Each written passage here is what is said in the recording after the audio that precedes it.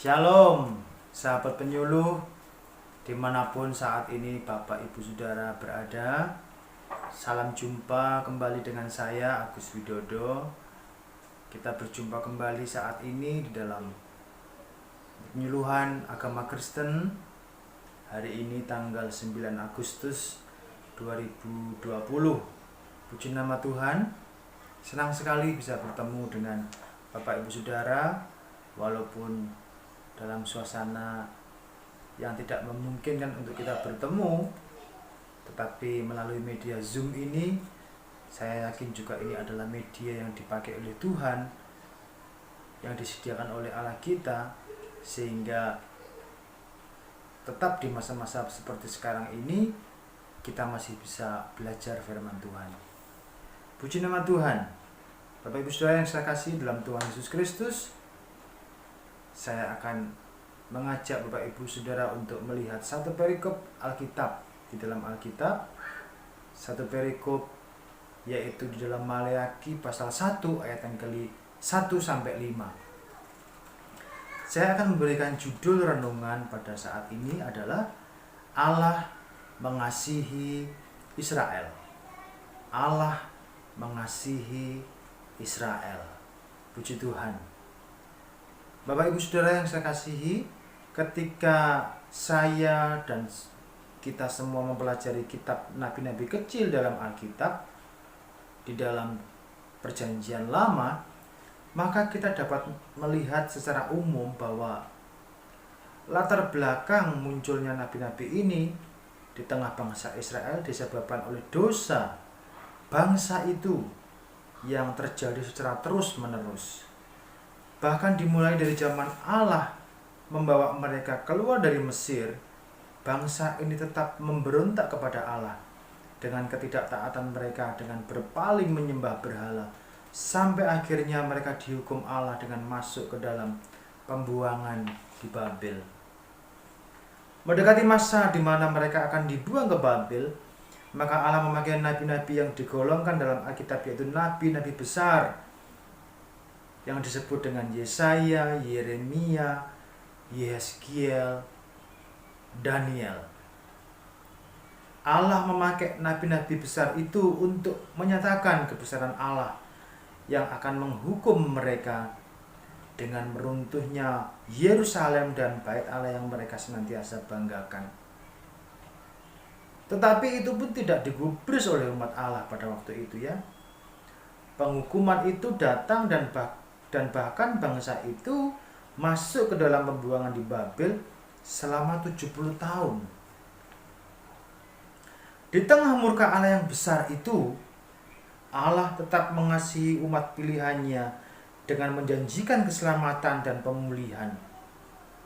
Kitab nabi-nabi kecil menceritakan bagaimana suasana bangsa itu setelah kembali dari pembuangan.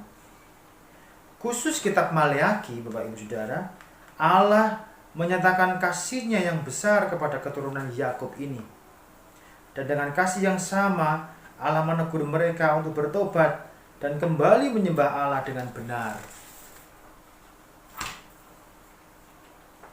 Kitab Maleakhi diawali dengan pernyataan Allah kepada bangsa Israel bahwa Allah sangat mengasihi mereka. Dalam Maleakhi 1 ayat 1 sampai 4, Allah menyatakan kasih-Nya dengan menyatakan bahwa Allah mengasihi Yakub tetapi membenci Esau. Apakah Allah membenci? Bukankah membenci itu dosa? Allah tidak membenci, Bapak Ibu Saudara. Allah tidak membenci. Di sini lebih menjelaskan kepada kedaulatan Allah di dalam memilih orang yang dikasihinya. Dalam konteks ini adalah Yakub. Sebagaimana janji Allah kepada Abraham bahwa keturunannya akan memenuhi bumi, dan itu digenapi berawal dari Yakub yang memperanakkan 12 anak yang kemudian menjadi 12 suku dari bangsa Israel. Kata mengasihi di dalam ayat 2a dalam bahasa Ibrani, kata ini dalam bentuk past tense. Past tense itu adalah waktu lampau ya, yang sudah terjadi, itu past tense.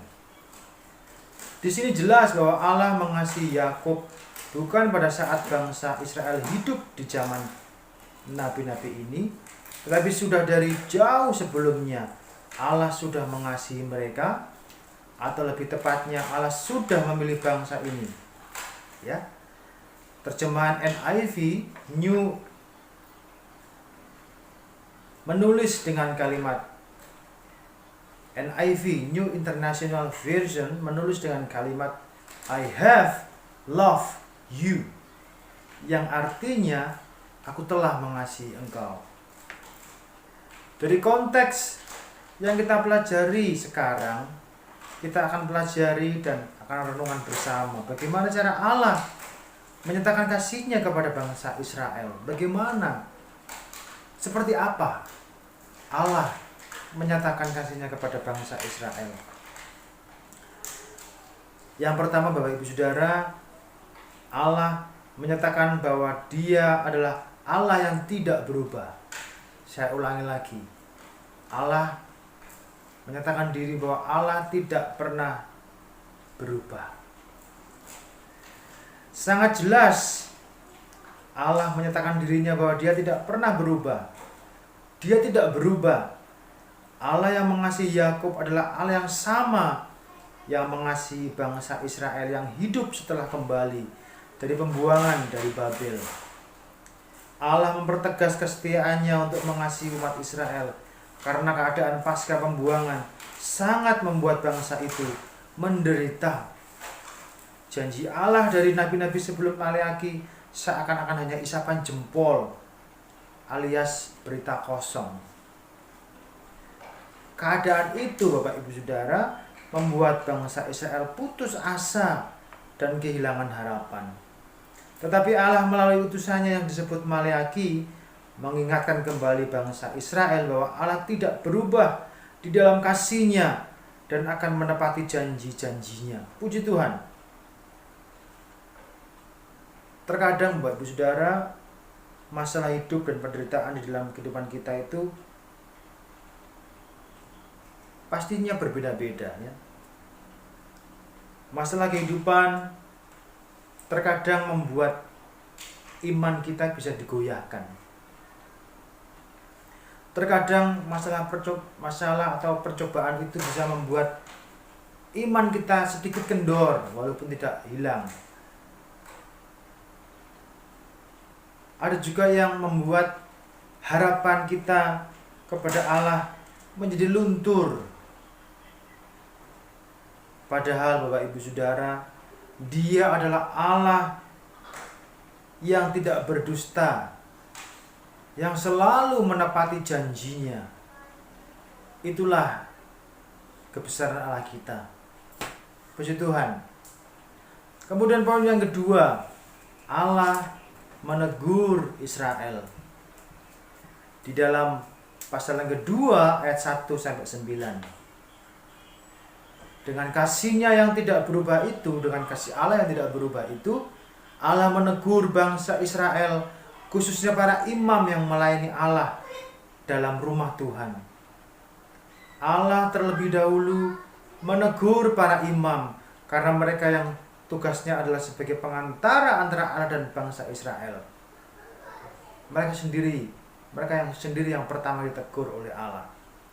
Justru orang-orang inilah yang melakukan dosa dengan mempersembahkan roti yang cemar dan korban-korban binatang yang bernoda dan bercela. Sungguh perbuatan yang sangat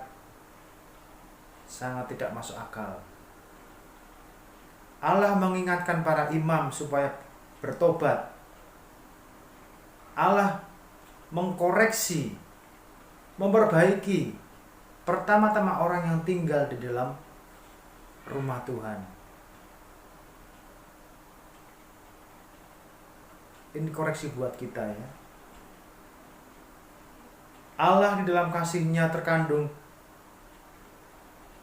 teguran dan nasihat kepada bangsa Israel, khususnya para imam, untuk mereka bertobat dari cara hidup yang salah berubah kepada cara hidup yang benar dalam menjalankan ibadah kepada Tuhan.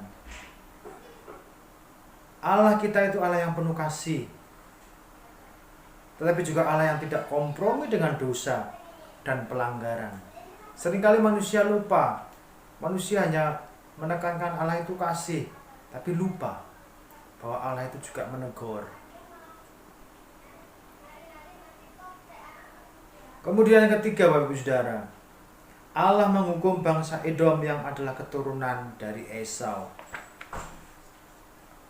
Kita melihat baik Israel maupun Edom sama-sama dikalahkan oleh Nebukadnezar, Raja Babilonia. Tetapi kalau kita melihat Israel bisa kembali, sementara Edom tidak.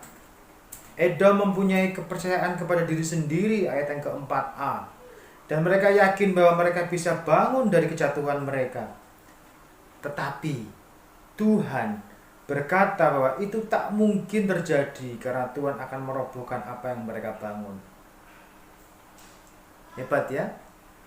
Manusia berencana tapi Allah menentukan tidak bisa. Dan memang sejarah menunjukkan bahwa Edom dikalahkan dan dihancurkan oleh Persia, Nebatean, orang Yahudi di bawah Makabe, Makedonia, dan orang Muslim. Mereka tidak pernah bangkit. Ini daftar orang-orang yang menaklukkan, menjajah bangsa Israel. Ayat 3 menunjukkan kejatuhan Edom telah terjadi dan telah dilihat oleh Israel. Ayat 4 menunjukkan bahwa Tuhan akan menghancurkan usaha Edom untuk bangkit kembali. Akan terjadi dan akan dilihat oleh Israel. Kepada Israel ia juga murka, tetapi hanya sementara. Sedangkan kepada Edom ia murka untuk selama-lamanya. Kita melihat ada kontras antara sikap Allah kepada orang pilihan, kepada bangsa pilihan atau election nation, bangsa yang dipilih, dan kepada orang yang tidak dipilih. Ada dua kelompok ya, dua kelompok.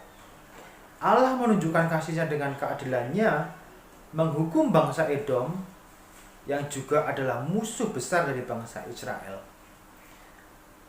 Maleaki, Bapak Ibu, menekankan tentang penghukuman bangsa Edom agar mereka melihat bahwa sungguh Allah mengasihi mereka dengan membawa mereka kembali dari pembuangan dan menjanjikan keselamatan dan pemulihan bagi umatnya. Sekali lagi, kita harus tahu bahwa Allah kita adalah Allah yang penuh kasih. Kasih Allah itu tidak terbatas, tidak bisa diukur dengan ukuran manusia, dengan akal pikiran manusia. Manusia tidak bisa mengukur. Manusia tidak bisa memahami apa yang menjadi pikiran Tuhan. Sama seperti sebuah cangkir diletakkan di pinggir di pinggir lautan. Cangkir yang kecil yang adalah gambaran dari kepala kita, dari otak kita, tidak akan mampu menampung seluruh air lautan. Tidak akan mampu. Demikian juga dengan pikiran kita tidak akan mampu untuk memahami pikiran Tuhan. Tetapi bukan berarti Tuhan tidak bisa didekati. Bukan berarti Tuhan tidak bisa dikenal. Tidak. Tuhan memberikan diri untuk dikenal. Tuhan merelakan diri untuk dikenal oleh manusia yang adalah ciptaan Tuhan. Dan itu sungguh luar biasa sekali. Bapak Ibu, kisah bangsa Israel dari kitab Kejadian sampai Maleaki memberikan contoh bagi kita supaya tidak menjadi orang yang dikasihi Tuhan tapi terus-menerus memberontak dan hidup di dalam dosa. Ini satu sikap yang menurut saya tidak baik. Allah begitu mengasihi bangsa Israel, tapi bangsa Israel begitu sembrononya terus menyakiti hati Tuhan. Semoga apa yang kita renungkan pada saat ini menjadi berkat buat kita. Saya yakin kita punya Allah yang hidup, Allah yang mengasihi manusia, termasuk saya, termasuk Bapak Ibu Saudara yang saat ini sedang menonton acara YouTube ini. Tapi ingat bahwa Allah itu mengasihi, tapi sekaligus juga menegur. Biarlah kita menerima kasih Tuhan, tapi kita juga rela. Bila mana kita berbuat salah, kita rela untuk ditegur, sebab Tuhan mengasihi kita. Puji Tuhan, demikian renungan singkat ini. Semoga Bapak Ibu Saudara yang menyaksikan video YouTube ini diberkati oleh Tuhan Yesus Kristus. Amin. Tuhan memberkati kita semua.